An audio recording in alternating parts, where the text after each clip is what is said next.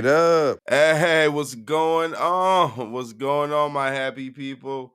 What's going on? This is my first pre recorded episode coming to you. Today is March 17th. And even though this is going off at 8 p.m. Central Standard Time, I want you to know this is not me live. Currently, I'm doing something else other than this broadcast. So I just want to make sure I let it be known. I missed you guys, okay? Let me not sound cocky, right? I missed you guys. I wish I could have been with you guys a lot sooner, but there was an unfortunate series of events, and because I'm a one-man podcaster, there was no one else to fill in for me and to continue the show. But that's okay because this show was only intended for me to produce, to be the MC, and yada yada yada. That's how it was designed. So it's been a week. I think it's been 9 days since my last podcast. And I knew when I made my podcast that I was going to be gone over the weekend. I had to go travel to Houston. My sister in law was celebrating a big milestone, and we wanted to be present. So the family and I got on the road and drove to Houston, Texas. And it was an eventful time full of family, full of turmoil, full of adversity, full of everything that one could imagine. But at the end of the day, it was a blessing, and I'm happy to have done it with my family. So I have nothing ill to say. Only thing I could not say is this: I don't know how I developed my sore throat, but somewhere between Texas and Alabama, I told my wife I got an energy drink because she wanted to have breakfast with her sisters before we got on the road Monday. And like my father-in-law and I know, it's best to leave zero dark 30 when you leaving Houston and heading back to Alabama, because you don't want to be caught up on the 10 in Baton Rouge, because let me tell you, it gets real. And honestly, our dilemma started in Beaumont, Texas. There was a lot of traffic, and it only added to the fact that we did not leave the hotel till 10 o'clock. So, long story short, we got home maybe midnight. And Texas is usually like a 10-hour drive. So, we should have been home maybe like 8:30, 9 o'clock, leaving at 10. But like I said, we got there at 12, maybe a little bit later than 12. I want to stretch and say maybe like 1 o'clock, maybe even 2. The fact that it was dark and we were still switching back and forth, and that's just a testament, because usually my father-in-law and I, we just drive straight through. But we were both beat. And one thing I do know, if you give a black man something to eat, black man gonna get full, and it's going to be harder for him to drive on a full belly. Straight up. And just so that you're aware, this episode of Going Down the Rabbit Hole with John Lee from 1983 is indeed sponsored by John Lee from 1983. If you are in the need of content creation, video editing, SEO, website building, Facebook page, social media page building, come holler at your boy, because I have the availability and I have the know-how to help you go from 0 to 100 that fast. Like 100 days, I can get you 100 people. No, but seriously, welcome back. Welcome back. That is a sponsored post made by me on camera, no cuts. I've kind of learned through the last few months of playing with this technology, using these apps. It's best to not switch from a commercial break to another segment, because it will just mess up all the pixelation. So yeah. So I left you guys off telling you guys about my road trip from Houston to Alabama and how I developed a sore throat. And the sore throat was so bad that I had to go and do a teleconference with AFC. Shout out to AFC. $15 that got me together. They signed me up for some prescriptions. And long story short, I get my insurance every year through the marketplace. And for some reason, the marketplace didn't give us a credit this year.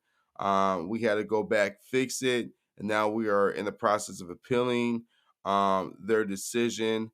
And long story short, what ended up occurring was um, the week that I needed my insurance the most, my insurance was available for me, but they had suspended my prescription coverage and sore throat medication costs a bundle. Now, like I said, I used to be UAW, didn't have to pay for any of that stuff. But now, I take care of my stuff for the most part, and I'm in the process of getting that part addressed. But listen, I realized the value of being humble and showing humility. I was at Walgreens filling my prescription. The first day, the lady's like, "You got to pay full price." I was like, "Okay, how much is it?" She was like, "It's $30 a prescription." I'm like, "Okay, $60. Cool, no problem. Wife needs it. We're going to get it." I go back for myself. She's like, "One of your prescriptions are $70 and the other one's going to be 200." I said, "Whoa, whoa, whoa, whoa." I said, "That's a pair of Jordans." Like, if I'm gonna pay that type of money, I want to be able to wear them because that's what I equate to paying that type of money to a pair of Jordans. So she's like, "Nah, use this good RX." She's like, "Go to this website, put this in, and see if they got a generic prescription." I did it. Got myself half off, and I got one reduced all the way down to like $4 or $5. Long story short, I ended up paying like $53 when I almost was gonna pay $270. So I said, "God, thank you. God, that's part of my testimony. I gotta let people know." In addition to that, Walgreens has their own like prescription card to save you a couple dollars, even if you have insurance. I learned a little bit about being humble and humility. So I wanted to go ahead and run that savings onto you. I definitely will move forward using good RX because I could not talk to you guys today if I had not had those prescriptions in addition to ibuprofen, which I'm a person who likes to say I don't like to take a medication unless I need it. But this week I definitely needed it, and all glory to God. I'm happy I can swallow now because earlier this week I couldn't do no such thing, and it was a struggle just to take water down your throat. That was something I did not foresee myself being in, and I'm such a pain. I'm such a punk when it comes to pain that every time I get sick, I'm like, "God, take me out. I can't deal with this. I can deal with a lot of stuff. I could deal with someone being upset with me. I could deal with you bumping into me. But if I get like loose booty syndrome and I'm coughing and hacking, I got a lot of mucus, God, I'm ready to go home." That's just me though. I don't know about you. But anyhow, just give me a moment and we're going to get into the verse of the day and we're going to get into my daily bread. So stay tuned. Straight up. It's been a long time. I shouldn't have left you. Well, out of verse two, step two, step. But look though, no, for real, this is Mama Nisi's verse of the day. So let me just go ahead and give it to you like she gave it to me. 7 o'clock in the morning on a Sunday. And it says, "Make every effort to live in peace with everyone and to be holy. Without holiness, no one will see the Lord." Hebrews chapter 12, verse 14. Hey, I like that 12:14. If you know anything about me, on 7/7, I was born at 12:14 on a Thursday in 83.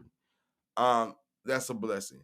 Let me go ahead and run that back again. Make every effort to live in peace with everyone and to be holy. Without holiness, no one will see the Lord. So, case in point, um, one of the people I live with, see the ring on the finger, my wife. Um, I'm learning, even with being a grown man. Sometimes we like to say bait, and sometimes we don't intentionally throw out bait, but the person perceives it as bait, so therefore it is bait in our household. But it's really, really important to understand this. Um, when you learn how to live in peace with your significant other, it only quantifies everything else. Like if you can live and not have friction in your home, like that just goes over in ways in the workforce in the real world that you have no idea, because if you can deal with the adversity that you might face inside your home, then you can deal with anything that the world has to offer, because at the end of the day you get to leave there and you get to go home.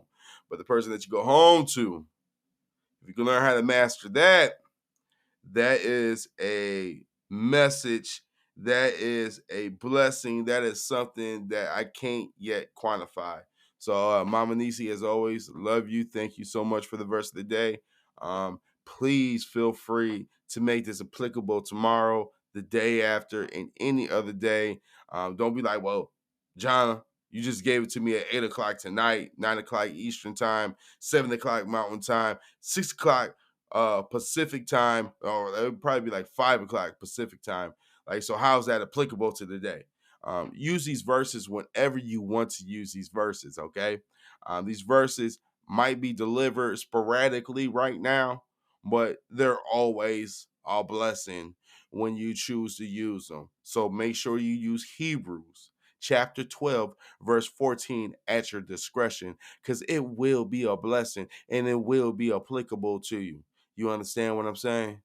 Because I needed to hear that message right now, because that message is something for me. Because right now, my nephew is 4 years old and he's having the time of his life in my living room, and my father-in-law is resting after service. And my mother-in-law, I just had to show her how to use Netflix on the Xbox, because one Apple TV's held up, the other Apple TV somewhere else, and there's a lot of stuff going on. And somehow I don't even know how there was just a like that just occurred, but I'm gonna go ahead and call that a blessing as well. So you make sure you continue to like this content, because I'm gonna keep on giving it to you guys, regardless if I have a strep throat or not. And I really can't say it was a strep throat, but I will tell you this: it was a sore throat, and it was a blessing to go through and live through, because now I'm drinking tea even more often than what I was first drinking tea, because I think what really happened and what really caused me to be sick was this. I have a travel toothbrush, and that travel toothbrush don't get the same standard as the standardized toothbrush I have in my home. My toothbrushes in my home, they only 60 days. If I get one of them cool ones with the mechanical rotating spinning tops, I gotta get a new one in 60 days or I can't use it no more. That's the game. That's the law. That's what I adhere to. But them travel toothbrushes, I might have traveled with that mother sucker way too long. And excuse me for my wording. I should not have said mother and sucker in a combination. So forgive me, and God continue to work on me. And I'll be right back with dun dun dun dun, my daily word, straight up. So I want to tell you guys a true story. Today is March 17th. The last time I opened up this book and read this book to you guys was March 8th. Life be lifing, and I'm no exception to that rule. So let's go ahead and get into it. And guess what? I always tell you guys this: God is always on time. So the verse for today, no lie, comes from Hebrew, chapter 13, verse 16. I just read y'all chapter 12, verse 14. Let's see what it says. It says, do not forget to do good and to share with others, for with such sacrifices, God is pleased. Amen. And the title of this daily bread is Look Out for One Another. Having good neighbors is vital, especially during difficult times. Just ask Minnesota farmer Scott L. He was seriously injured in an auto accident when he tried to avoid hitting a puppy and swerved off the road. Doctors said he couldn't return to work for several months. This meant he won't be able to harvest his crops, his only source of income. Once the word spread in town, local farmers rallied to harvest his crops for him. Mr. L said, I'm lucky to live in a community where people have always looked out for each other. Caring for one another is what believers in Jesus are called to do. Reflecting Jesus' sacrificial love, the writer of Hebrews reminds us to not forget to do good and to share with others. Because of our appreciation for Christ's death on the cross, we can demonstrate the depth of our love for Him through good works, kind and practical actions that benefit others. Living for others and sharing our resources with them are sacrifices that are pleasing to God. As God provides what we need, let's choose to keep on loving one another as brothers and sisters. Through hospitality and caring for all people, we live out His commands to truly love. Love that. Now, let's get into the questions. And that message was brought to us by Marvin W. What does it mean for you to love others the way Jesus does? To me, it means to sacrifice and give to others my best, either my best effort, the best I have to offer.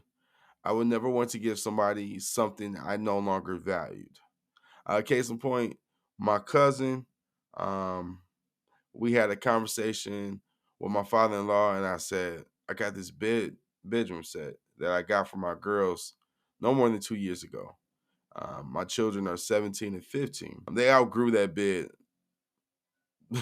Yeah, just put it to you, they outgrew that bed. So I said, I would really like to give this bed to someone, but I really don't know who to give it to. So I try to offer it up to my neighbor, like, yo, I can help you move it over. He didn't need it. Cool, cool, cool. I ended up offering it to my cousin.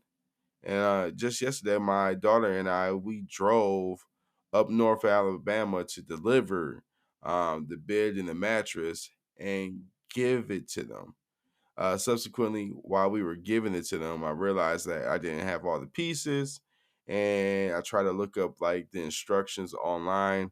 Long story short, I told my cousin, I said, "Look, this is what I'm going to do. I'm go back, find the rest of the pieces. I'm gonna come back and try to build this bed for you over the course of the next week or so, because I want to give you a complete bed. I know you're grateful for the bid that I did provide to you, but I want to give you a complete bid." So, in essence, I think that is how we look out for one another. She was happy, her kids were happy with it. I was happy, but what I really want to do is give her the bid how I would want someone, or how I envision giving the bid to someone. Um, that's not to be boastful or anything like that. I'm not saying that to brag, but I think in so many ways, looking out for one another is something I kind of have in my thing 24/7 to do, especially in my community. I'm a black man, so anytime I see an opportunity to help out another person, human being, first and foremost, I'm all for it. But do I try to help out my own community? Yeah, because I know what it's like to be a black man living in America. So, um, who would I be to try to make their life any more complex than what it has been for me at times? So, yeah, uh, I'm really happy with the word of the day, and I'll be right back to you guys to share some thoughts with you guys. Straight up. A couple days ago, I was scrolling through Instagram and I looked up and I seen my sister-in-law had some pictures from the event. And in the pictures from the event, my whole family was excluded. And I said, I never asked for anything. I just want to be included. I love my marriage and I love my wife's side of the family. So when those offenses occur, and not saying that I don't do something or I haven't done anything to earn any type of uh malicious look or something of that nature. It's just the growing pains of life. I told my daughter the other day, she says, I feel like I'm trying. I said, that's good. That doesn't mean that what you have tried is sufficient. And even though you tried it, that does not mean that you don't have room to grow. Meaning that just because you feel you're good doesn't mean that that's going to be good enough to maintain. You got to constantly keep pushing. You got to constantly keep developing. Um, we live in a world now where I, as a freelance entrepreneur, don't need as many people as I once needed because AI is here and AI has taken the need to have a virtual assistant and literally squashed it. Only thing I got to do is be organized and structure my day in a way and do what I can do. And that's like kind of how like I see this whole thing. Got to keep on trying, keep on persevering. I love my wife, I love my family, I love the family I have now, and it just requires more and more. And who am I to say that I am um a person who does not need to endure? No, I have to go through my own season. And hopefully, when I get done cooking, the end product is something to be desired. And all of this that I have experience won't be no more. And who's to say years to come, we all take group pictures and it won't feel awkward. It'll feel more authentic. And, we all have conversations. And no, it's not at a point to communicate this over. It's not that deep. I'm just going to continue to pray on it. But I wanted to make it relatable because there's a lot of people who have blended families, and then the blended extended family is another layer, and that layer can be penetrated. It's just going to take time, energy, and positivity. And with that being said, I want to thank you guys so much so for being part of this broadcast. I want to thank you guys for staying with me, rocking with me. I appreciate it. Now that my throat's better, I'll look to be a little bit more engaged than what I have. And until the next video, this is your boy, John Lee from 1983. You guys know what I'm saying. Straight up.